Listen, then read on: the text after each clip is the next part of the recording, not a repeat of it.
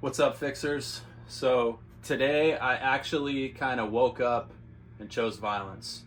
And I'm not going to hurt anybody, but I want to tell you what I'm talking about. I have gotten it in my mind that I want to take the XR Classic battery module, and here's the controller already separated. I've already got the clip off of here. I am going to disconnect this battery from this BMS. Why am I going to do that? So you don't have to. I'm going to find out if we have a corrupted memory error when we disconnect the BMS from the battery in the XR Classic. I am just going to jump straight into things here. I already have my controller disconnected. I always recommend disconnecting the XT60 and the data connector when you're working on a battery, really in any Onewheel. But if it's an older board, make sure the 16-pin connector is disconnected. If it's a Pint, GT, GTS, whatever it might be, always make sure that the controller is disconnected completely. So all I have to do to get this issue to come up, or all I should have to do, is I'm going to disconnect the BMS. Now, you never want to leave the balance connector in by itself, so that's the first thing I'm going to do, is I'm going to disconnect the balance connector.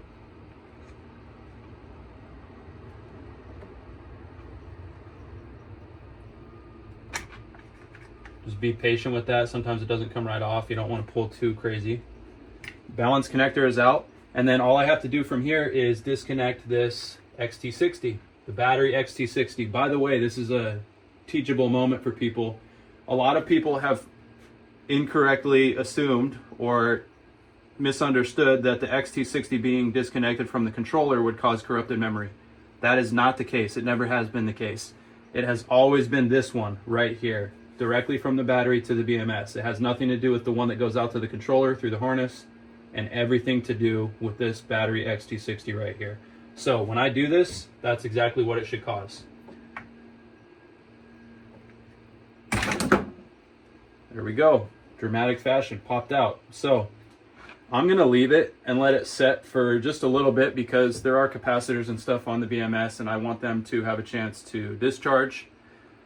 I think we're low enough. We were at 0.050.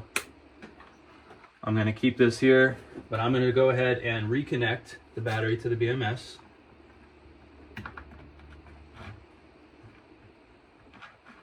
That is fully seated, and then I'm going to go ahead and put my balance lead back in, or balance connector back in.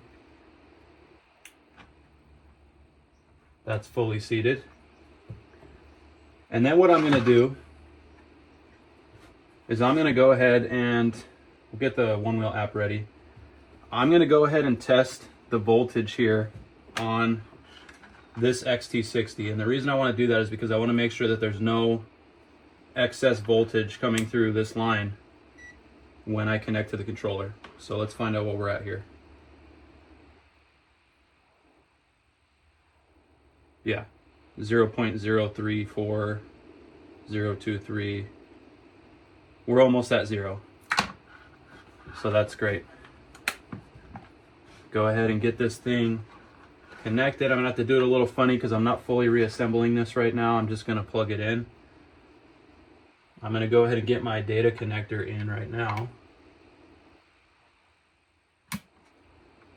And then I'm gonna get my XT60. All right, XT60 is in.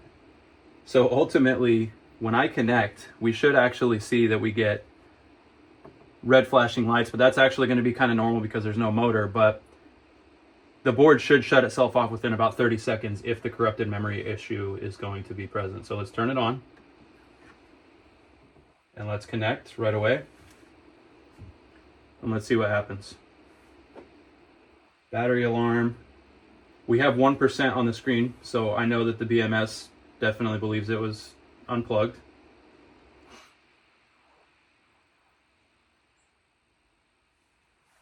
And even if we don't get the corrupted memory error on the app, we're going to know once it shuts off that the corrupted memory error occurred, which should be any second.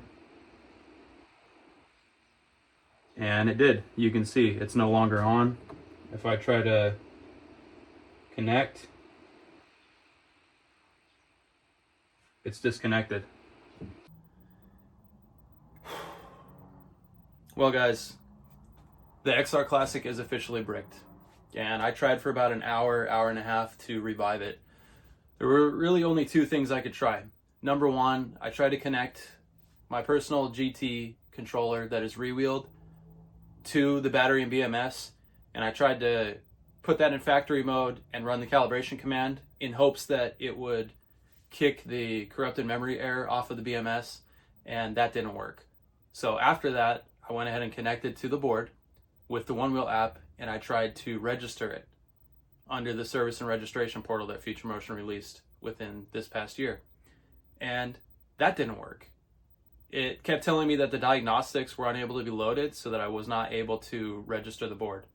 So at that point, I ran out of ideas.